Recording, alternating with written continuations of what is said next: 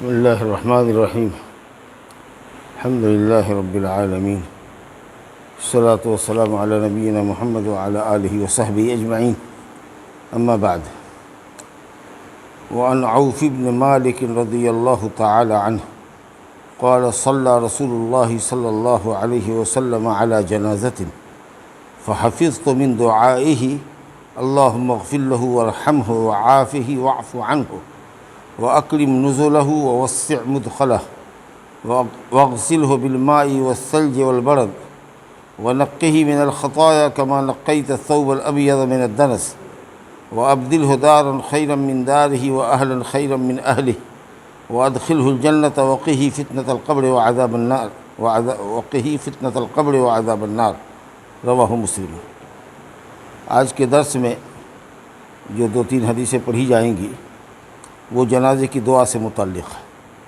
پہلے بھی بتایا تھا کہ تکبیر جب پہلی کہتے ہیں جنازے میں عام طریقے سے راجح قول اور زیادہ حدیثوں کی روشنی میں جو معتبر قول ہے، اجماع کا دعویٰ تو نہیں کر سکتے، جنہوں نے کیا ہے وہ غلط کیا ہے. جیسا کہ پچھلے درس میں نے بتایا تھا کہ 4 ہی تکبیر کہنی چاہیے، لیکن کبھی 5 بھی کہہ سکتے ہیں کسی پر 6 بھی کہہ سکتے ہیں، اور اس سے زیادہ بھی تکبیرات ثابت ہیں، لیکن بہتر ہے کہ 4 پر اکتفا کیا جائے.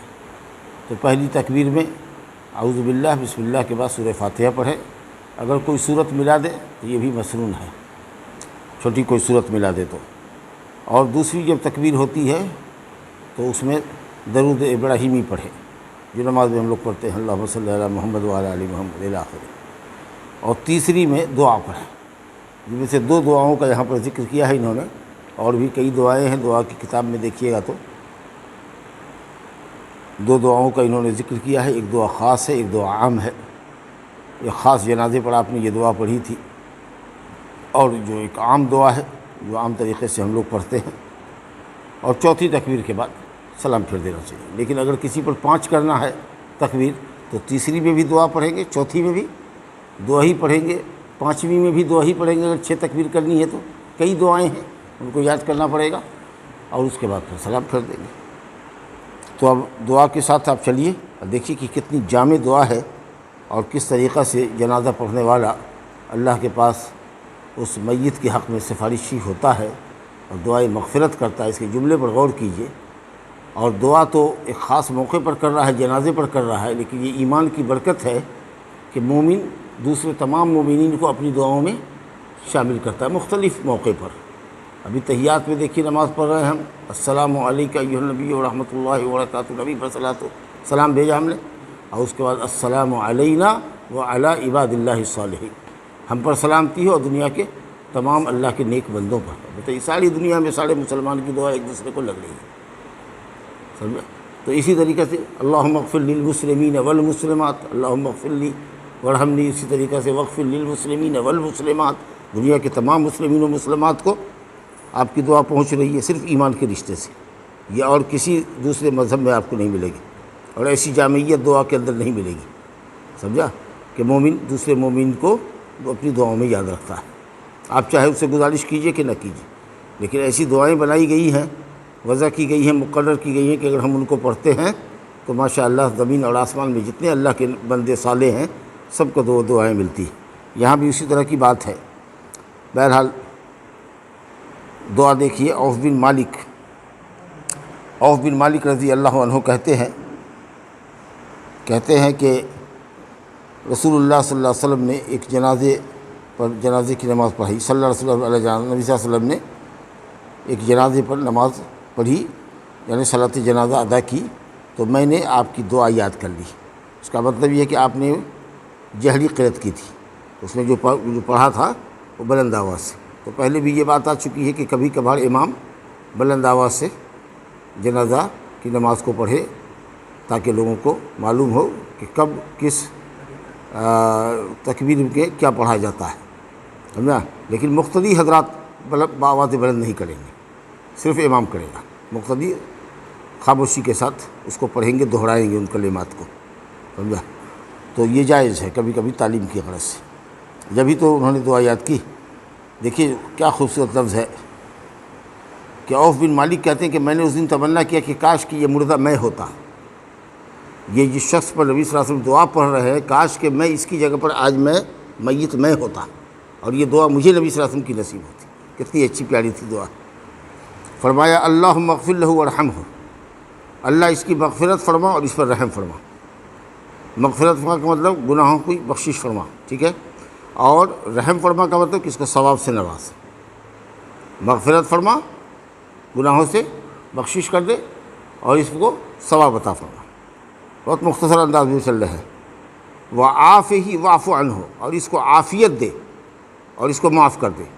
کیا مطلب عافیت دے؟ کس چیز سے؟ عذاب سے، عذاب سے عافیت دے، اور معاف کر دے مطلب کہ دنیا میں جو کچھ اس سے کوتاہی ہوئی ہے، واجبات کی ادائیگی میں کوئی کوتاہی ہوئی ہو یا کسی حرام کام کے ارتکاب میں اس نے حد کو تجاوز کیا ہو، حد کو پار کیا ہو، یہ جو کوتاہی اس بندے سے ہوئی ہے دنیا میں،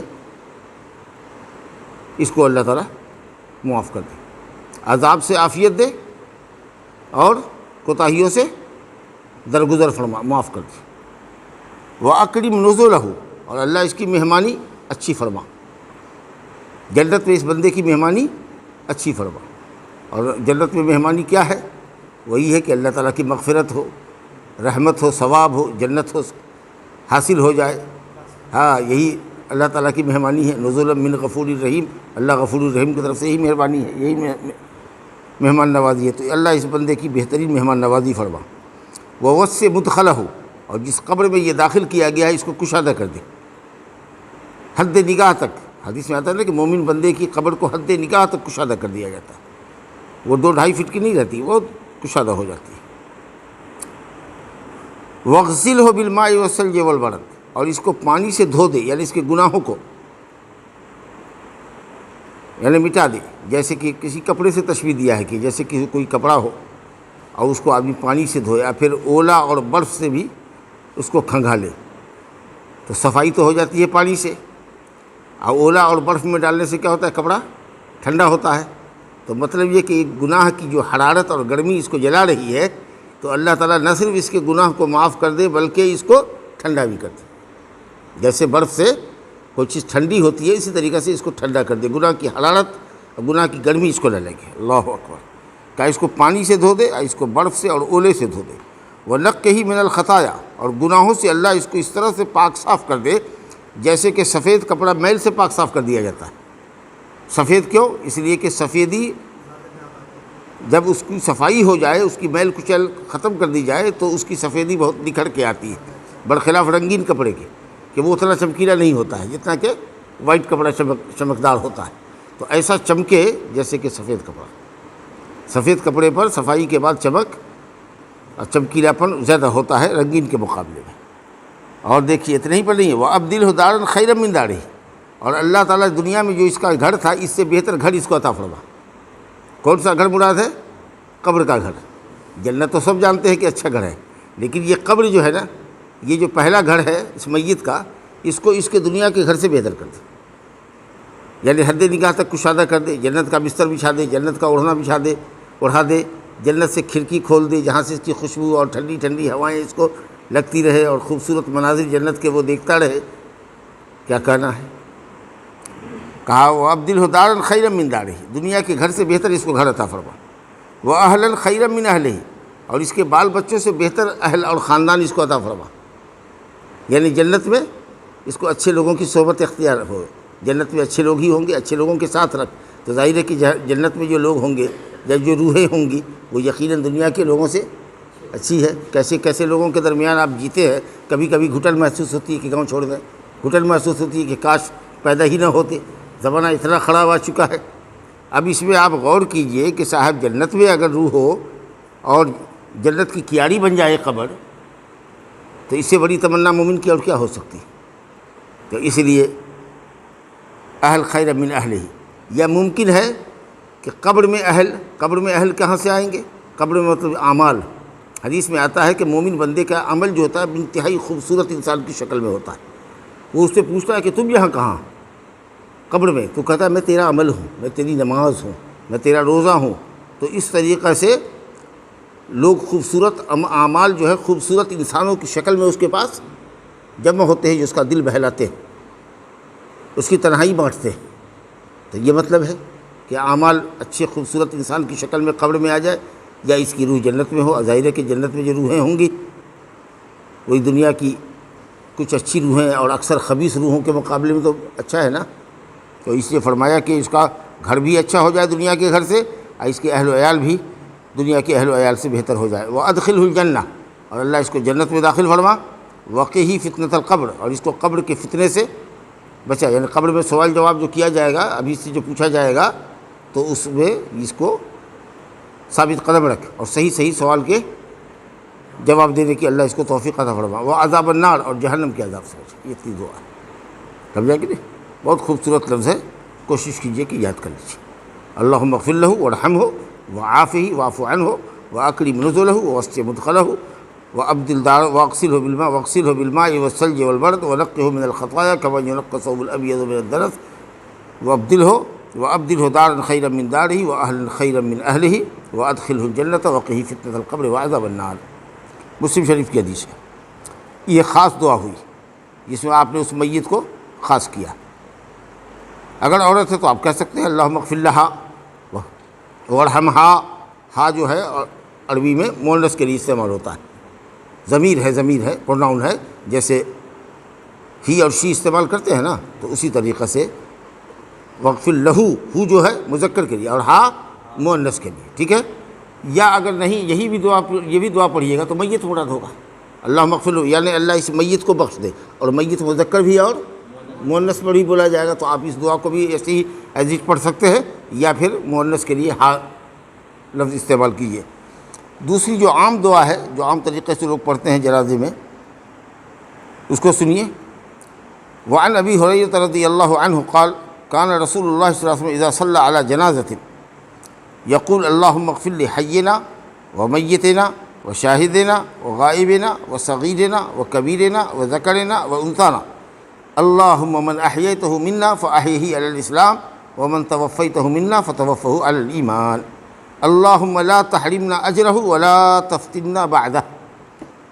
کہا انہوں نے رواہ مسلم والاربعہ، مسلم نے روایت کیا، حالانکہ یہ حدیث مسلم میں نہیں ہے، یہ لگتا ہے صحیح ہوا ہے یا کتابت کرنے والے سے، ٹائپ کرنے والے سے غلطی ہوئی ہے۔ یہ حدیث ابو داؤد ابن ماجہ وغیرہ کی ہے، سنن کی حدیث ہے، مسلم کی حدیث نہیں، بلکہ سند میں اس کے کلام ہے، لیکن کئی شواہد اور طرق آنے کی وجہ سے حدیث انشاءاللہ حسن درجے کی جو دعا پڑھتے ہیں، لیکن وہ اوپر والی جو دعا ہے وہ مسلم شریف کی۔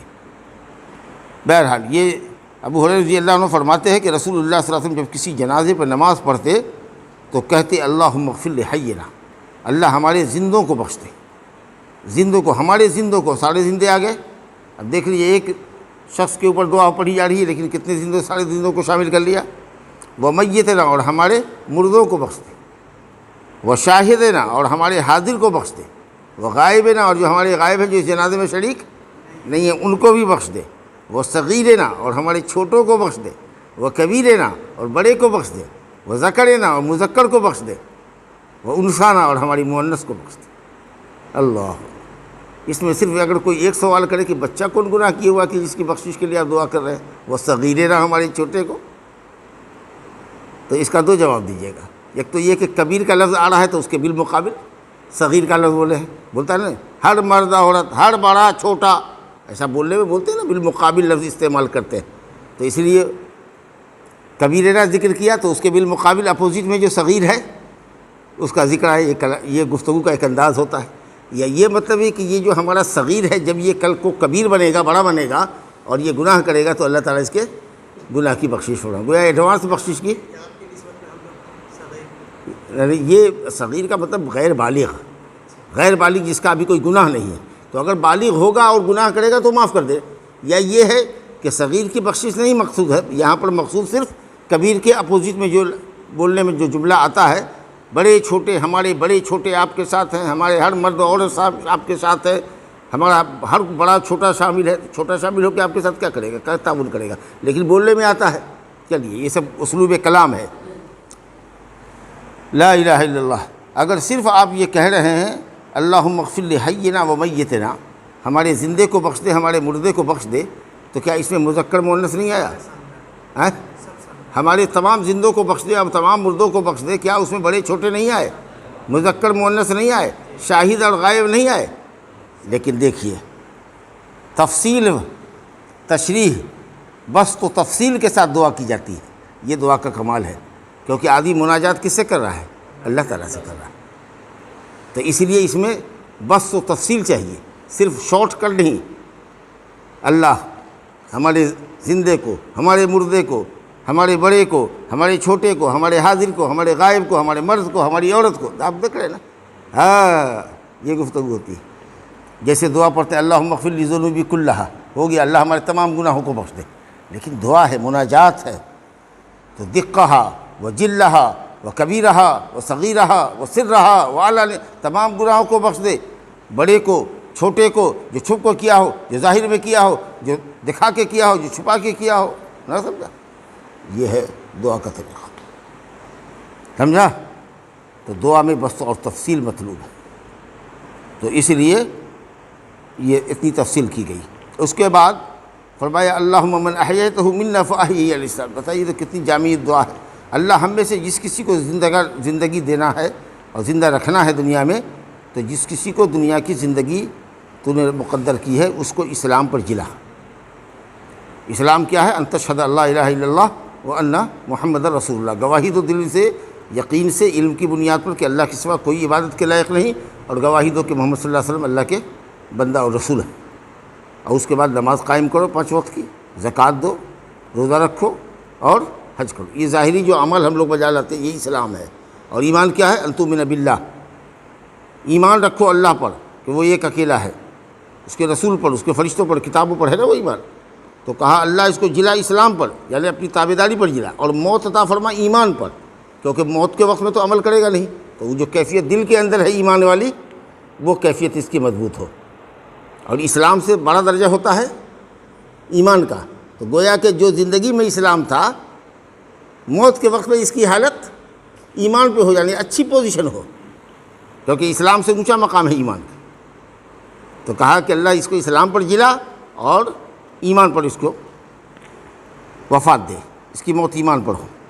اس کے بعد آخری جملہ ہے اللہم لا تحرمنا اجرہ، اللہ اس میت کے اوپر ہمارے اجر کو، ہم کو اس میت کے اجر سے محروم نہ کر، یعنی ہم نے جو اس میت کو کندھا دیا ہے، میت کو قبرستان تک لائے ہیں، ہم نے اس کا جنازہ پڑھا ہے، اس کی تجہیز و تکفین میں ہم شریک ہیں، تو یہ سب جو ثواب کے کام ہیں اس پہ ہم کو محروم مت کر، یعنی اخلاص کے ساتھ جائیے گا۔ تب نیتا جی کو خالی دکھانے کے لیے جائیے گا کہ باپ کے یہاں آئے ہیں، فوٹو کھنچانے کے لیے جائیے گا، بار بار سلام کر رہے ہیں، اب کیمرہ مین سب گھوم رہا ہے، فوٹو کھینچ رہا ہے، سمجھا کہ نہیں؟ ارے تو ثواب کے لیے اگر گئے ہوتے تو ثواب ملتا۔ تو یہی دعا ہو رہی ہے کہ اللہ تعالیٰ ہم اجر کے لیے آئے ہیں، اس اجر سے ہم کو محروم مت کیجیے، سمجھا؟ تو غسل دلانے سے لے کر کے اور کندھا دینے تک، اور پھر مصلی جنازہ سے نماز پڑھنے سے لے کر کے قبرگاہ تک لے جانا، قبرستان میں لے جانا، اور پھر قبر تک اتارنا، اس پر سب کچھ ڈالتے ہوئے مٹی ڈالنا، اور اس کے لیے دعائے مغفرت کرنا، یہ جو سارے اعمال آپ کر رہے ہیں اور اتنا وقت لگا رہے ہیں اس کے پیچھے، اللہ رب العالمین اس کو ہمارے لیے باعث اجر و ثواب بنا۔ اور اس کے بعد ولا تفتنا بعدہ، اور اس آدمی کے بعد ہم کو کسی فتنے میں مبتلا نہ کر۔ یہ موت خاص کر کے بال بچوں کے لیے بڑا فتنہ ہوتا ہے، زمین جائیداد جو بڑھتی ہے تو بہت بیکار ہوتا ہے۔ باپ کو کسی کو لکھ کے گیا ہے نا، اب وہ دیکھیے وہ کہتا ہے ہم کو تو لکھ کے گیا ہے، ہم کے دیں گے نہیں، سوچنا چاہیے کہ باپ کے ہم وارث ہے۔ ایک تو لکھوانا نہیں چاہیے تھا اس بے ایمان کو، اور اگر لکھا بھی ہے اور باپ نے غلطی کی ہے، زبردستی لکھ دیا ہے وارث کو، تو کہنا چاہیے کہ سب بیٹھو، ہم برابر سے لوٹا دیتے ہیں، واپس کر لو، سمجھا کہ نہیں؟ ہاں، تو وارث کے لیے کوئی وصیت نہیں ہے، آپ تو خود وارث ہو رہے ہیں۔ چلیے، تو اس کے بعد کسی فتنے میں مبتلا نہ کری، اور اس کی موت کو ہمارے لیے باعث عبرت بنا کہ ہم بھی اپنی موت کو یاد کریں، سمجھا کہ نہیں؟ لا الہ الا اللہ۔ اس کے بعد ایک عام سی بات کہی گئی کہ جو بھی کسی کے جنازے میں جائے، اس کو چاہیے کہ اخلاص کے ساتھ دعا کرے، دل سے دعا کرو گے، محبت کے ساتھ اور خلوص کے ساتھ دعا کرو گے، اور یقین کے ساتھ کہ اللہ ہماری دعا کو اس کے حق میں قبول فرما، تب فائدہ ہوگا۔ گئے، جھگڑا ہے، بات ہی رہنا، خاصا لوگ کیا کہے گا، بھائی کے جنازے میں نہ گیا، بھائی سے زندگی بھر بات چیت نہیں تھی، گیا، اب من کڑھ رہا ہے اس کے جنازے میں، یا نیت ہے کہ اللہ تعالیٰ اس کو عذاب دے۔ آئیے اس کو سمجھ میں آئے گا معاملہ، نہ سمجھا؟ بخشش کی دعا کر رہا ہے، دعا پڑھ رہا ہے، لیکن دل میں بخشش کی تمنا اور آرزو نہیں ہے۔ کیا فائدہ ہے ایسے جنازہ سے؟ مت جاؤ۔ لیکن ہاں اگر کوئی بدعتی آدمی ہو، سمجھا، اس کے جنازہ پڑھنے کا کبھی اتفاق ہو تو پڑھنا نہیں چاہیے، لیکن اگر کبھی ہو تو اس بدعتی کے لیے کہنا چاہیے کہ اللہ اس کو آج اس کی بدعت کا مزہ چکھا ہے۔ ایک معتزلی تھا جو تقدیر کا انکار کرتا تھا، تو کسی عالم کو، اہل سنت کے کسی عالم کو اس پر جنازہ پڑھنے کا اتفاق ہوا تو کہا اللہ، یہ معتزلی تھا، قبر کے عذاب پر یقین نہیں رکھتا تھا، اس کا قبر کے عذاب کا اور نعمت کا انکار کرتا تھا، اسی طریقے سے تقدیر کا انکار کرتا تھا۔ آج اس کو عذاب قبر ضرور چکھانا تھا کہ آج کم سے کم قبر میں اس کو یقین ہو جائے کہ قبر میں عذاب بھی ہوتا ہے اور قبر میں نعمت بھی ہوتی ہے، سمجھا۔ لیکن اب ایسے ہے تو گنہگار کون نہیں ہے؟ تو اسی لیے دعا میت کے حق میں اخلاص کے ساتھ دعا کرنی چاہیے، اور کسی بھی عمل کے لیے اخلاص جو ہے وہ روح ہے۔ نماز پڑھیں گے اگر رضائے الہی کے لیے نہیں ہے تو بیکار ہے، سمجھا نا۔ تو کوئی بھی عمل کیجیے گا جب تک اللہ کی رضا اور خوشنودی نہیں ہے، اللہ کو راضی کرنا مقصود نہیں ہے، رضائے الہی، اخلاص خالص اللہ کے لیے، پیور بندگی اللہ کے لیے ہو، دکھاوا نام و نمود ریاکاری نہ ہو اور سنت کے مطابق ہو، تبھی یہ عبادت قبول ہوگی، اور تبھی زندے کے حق میں دعا یا زندے کی مردے کے حق میں دعا قبول ہوگی۔ تو ابو ہریرہ رضی اللہ عنہ سے روایت ہے، وعنہ انہی سے روایت ہے کہ نبی صلی اللہ علیہ وسلم نے فرمایا اذا صلیتم علی المیت، جب تم میت پر جنازہ پڑھو فاخلصوا له الدعاء، تو اس کے لیے دعا کو خالص کرو، خالص طور پر دعا کرو اس کے لیے۔ ابو داؤد نے روایت کیا، ابن حبان نے صحیح کہا۔ ایک آخری حدیث آج کے درس کی، وعن ابی ہریرہ رضی اللہ عنہ ان النبی صلی اللہ علیہ وسلم قال اسرعوا بالجنازہ فإن تک صالحة فخیر تقدمونها الیہ وإن تک سوى ذلك فشر تضعونه عن رقابکم، متفق علیہ۔ یہ بہت سب سے مضبوط حدیث ہوتی ہے جو متفق علیہ ہوتی ہے، وہ بخاری میں بھی ہو اور مسلم میں بھی ہو۔ اچھا، ایک جگہ آتا ہے اخرجہ الشیخان، شیخان نے روایت کیا، شیخ دو بڑے شیخ محدث یعنی بخاری اور مسلم، کہیں پر اخرجہ الصحیحان، دونوں صحیح والے نے نکالا، یعنی بخاری اور مسلم نے اپنی کتاب میں اس کو درج کیا۔ تو یہ اخرجہ الشیخان یا اخرجہ الصحیحان اور متفق علیہ کے معنی بھی بخاری مسلم، تو کیا فرق ہے بھائی؟ تو جمہور علماء نے کہا کہ تینوں اصطلاح ایک ہی ہے، یا تو متفق علیہ کیجئے تو معنی یہ ہوا کہ بخاری اور مسلم دونوں اس حدیث کو ذکر کرنے پر متفق۔ اخرجہ الشیخان کا مطلب ہے کہ شیخ بخاری اور شیخ مسلم نے اپنی کتاب میں ذکر کیا، صحیحین میں موجود ہے حدیث، یہ حدیث صحیحین کی ہے، یعنی صحیح بخاری اور صحیح مسلم کی۔ بعض علماء نے کہا کہ متفق علیہ کے اندر بخاری اور مسلم کے ساتھ امام احمد بھی داخل ہوتے ہیں، کہ وہ حدیث مسند احمد میں بھی ہو جو امام بخاری کے استاد ہیں، اور امام بخاری میں بھی، صحیح بخاری میں بھی ہو اور صحیح مسلم میں بھی ہو، امام بخاری امام مسلم کے استاد ہیں۔ بہرحال یہ پڑھا لکھا ایک لڑکا ہے، مدینہ میں پڑھتا ہے، اس کی رعایت کر کے میں نے یہ نقطہ بتایا، ورنہ یہ عام لوگوں کی بات نہیں تھی، اس سے ہم گزر جاتے ہیں، آگے گزر جاتے ہیں کہ متفق علیہ میں یا اخرجہ البخاری یا اخرجہ شیخان یا صحیحان کہنے میں کیا فرق ہے، یہ نقطے کی بات تھی جو میں نے بتائی۔ تو بہرحال حدیث کیا ہے؟ ابو ہریرہ رضی اللہ عنہ سے نبی صلی اللہ علیہ وسلم سے روایت کرتے ہیں اسرعوا بالجنازہ، جنازہ کو لے کر تیز تیز چلو، جنازے کے ساتھ جلدی کرو۔ جنازے کے ساتھ جلدی کرو کا مطلب یہ ہوا کہ جب میت مر جائے، واقعی اس کی موت متحقق ہو جائے، اب دماغی بے ہوشی ہو رہی ہے، دیر تک کے لیے بے ہوش ہے، نبض رکی ہوئی ہے، لیکن ہو سکتا ہے کہ تم اگر جلدی کرو گے تو کچھ دیر کے بعد مردہ غسل کے کھاٹ پر اٹھ کر بیٹھ جائے گا، یہ حرکت پیدا ہوگی، تو اطمینان کرو، ذرا انتظار کرو یہاں تک کہ ہر طریقہ سے اس کی جچائی ہو جائے کہ مردہ ہو گیا، یہ آدمی مر گیا۔ جب موت اس کی یقینی متحقق ہو جائے تو اب جلدی کرو، جلدی کرو مطلب کہ غسل جلدی دلاؤ، کفن جلدی پہناؤ، اور کھاٹ پر رکھو تو جلدی لے کے چلو،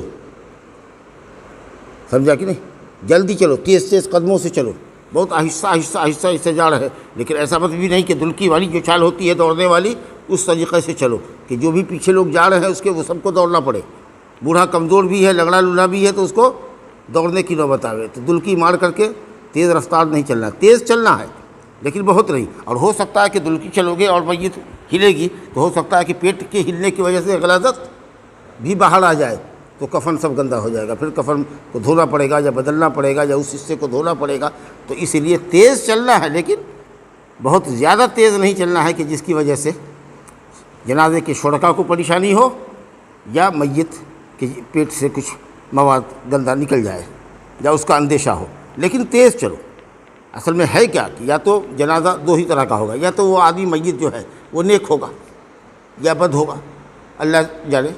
تو اگر وہ نیک ہے تو وہ کہتا ہے، جو بندہ نیک ہوتا ہے اس کو اللہ بہتر جانے، وہ کہتا ہے قدمونی قدمونی، جلدی لے چلو جلدی لے چلو، کیونکہ موت کے وقت میں جب روح کے لیے فرشتے آتے ہیں قبض کرنے کے لیے تو اسی وقت اس کو جنت کی بشارت دیتے ہیں کہ پاکیزہ نفس چل اللہ کی جنت کی طرف، تو پھڑپھڑاتی ہے روح کی کیسے جلدی سے جلدی جسم سے نکلے، اور فرشتہ اس کو جلدی سے جنت سے لائے ہوئے کفن میں لپیٹے اس کی روح کو لے کر کے چلے۔ تو چونکہ اس کو بشارت ملی ہوتی ہے اس لیے وہ اس خیر پہ اور بھلی جگہ میں جانے کے لیے جلدی کرتا ہے۔ تو اگر وہ جنازہ جو تمہارے کندھے پر ہے جس کو لے کے چل رہے ہو یا گھر میں ہے، جلدی جلدی کرو، نہاؤ جلدی جلدی، غسل کرو جلدی، قبر کھدواؤ، سب کام جلدی جلدی ہو تاکہ وہ اپنے خیر میں جلدی پہنچ سکے، خیر کی جگہ میں جلدی پہنچ سکے۔ اور اگر برا ہے، اللہ جانے کہ کون برا ہے کون اچھا ہے، اللہ تعالیٰ ہم سب لوگوں کو اچھے لوگوں میں بنائے۔ تو اگر وہ برا ہے، اس کو بڑے خوبصورت لفظ سے تعبیر کیا، وہ ان تک سوا ذالکا، اگر صالحہ نہیں ہے، صالح کے غیر صالح، یہ لکھا برا ہے، سوا ذالکا، سمجھا؟ اگر نیک کے علاوہ ہے تو وہ ایک شر ہے، وہ ایک پاپ، ایک ملامت ہے، کیوں اس کو گردن پہ رکھے ہوئے ہو؟ جلدی اس کو گردن سے ہٹاؤ اور اس کو اس کی جگہ پہ ڈالو، کیوں گھر میں رکھے ہوئے ہو؟ سمجھا؟ تو فائدہ تو دونوں ہی حالت میں تمہارا بھی ہے اور میت کا بھی ہے۔ اب یہ جو میں نے کئی مرتبہ اپنے بیان میں کہا ہے کہ صاحب اگر کسی کے یہاں موت ہو جاتی ہے تو بعض گھروں میں دیکھیے گا کہ اگر اس کے اقارب رشتہ دار بیٹے اگر باہر ہے تو وہ انتظار کرواتے ہیں کہ لاش کو رکھو، ہم 24 گھنٹے میں آئیں گے، ہم 48 گھنٹے میں آئیں گے، ہم 36 گھنٹے میں آئیں گے، فلائٹ سے آ رہے ہیں تو وہ نہیں ملا ہے تو یہ ٹرین پکڑ رہے ہیں، فلائٹ چھوٹ گئی، جو بھی وجہ رہی ہو۔ بتائیے یہ میت کے ساتھ ظلم ہے کہ نہیں ہے؟ اس حدیث کے خلاف ہے کہ نہیں ہے؟ سنت کے خلاف ہے کہ نہیں ہے؟ جبکہ وہ آدمی اگر دلی بامبے سے آوے گا یا عرب سے آوے گا تو قبرستان میں جا کر کے اس کی قبر پر جنازہ بھی پڑھ سکتا ہے، لیکن وہ وہاں سے روکے ہوا ہے کہ نہیں، جب تک ہم نہیں آتے ہمارے باپ کو دفن نہیں کرو۔ گاؤں والے بے بس ہیں، واللہ کتنا بڑا ظلم ہے اس میت کے ساتھ۔ نیک آدمی اگر ہے تو اس کو تم گھر میں رکھے ہوئے ہو، جبکہ اس کو اس کی جنت میں پہنچانے کی جلدی کرنی چاہیے، اور اگر برا آدمی ہے اللہ جانے تو اس کو جلدی سے جلدی اس پاپ ملامت کو گھر سے نکالو اور اس کو اس کے قبر میں دفن کرو۔ اللہ تعالیٰ ہم سب لوگوں کو اچھی توفیق عطا فرمائے۔ تو فرمایا کہ اسرعوا بالجنازہ، جنازہ کے ساتھ جلدی کرو، اس میں کفن بھی میں بھی، غسل دلانے میں بھی جلدی، کفن پہنانے میں بھی جلدی، لے جانے میں بھی جلدی، نماز جنازہ پڑھنے میں بھی جلدی۔ ابھی رکیے، اعلان ہو گیا ٹائم، ابھی لوگ آ رہا ہے، ابھی رکیے، ابھی لوگ آ رہا ہے۔ وہ دیکھیے 10 منٹ وہاں بھی کھا جاتے ہیں، ایک آ رہا ہے، دو آ رہا ہے، وہ سائیکل والا آ رہا ہے، وہ رن وے میں دکھائی پڑ رہا ہے، وہ سائیکل دوڑا دوڑا کے آ رہا ہے۔ کیوں روک رہے ہو لوگوں کو؟ کیوں میت کو روک رہے ہو؟ جاؤ جلدی جلدی، پڑھے گا قبر پر، بعد میں پڑھے گا، پڑھنا ہوگا تو سمجھ لیں گے۔ تو جلدی، ہر چیز میں جلدی کرو، یہاں تک کہ دفن کر دو۔ فَإِن تَكُ صَالِحَةً، اگر وہ میت، وہ جنازہ نیک ہے تو بھلائی کی طرف اس کو جلدی بڑھاؤ، اور اگر نیک کے علاوہ ہے تو وہ شر ہے جس کو تم اپنی گردن پہ رکھے ہوئے ہو، جلدی گردن سے اتار پھینکو۔ وباللہ التوفیق، وصلی اللہ علیہ نبینا محمد وآلہ وصحبہ۔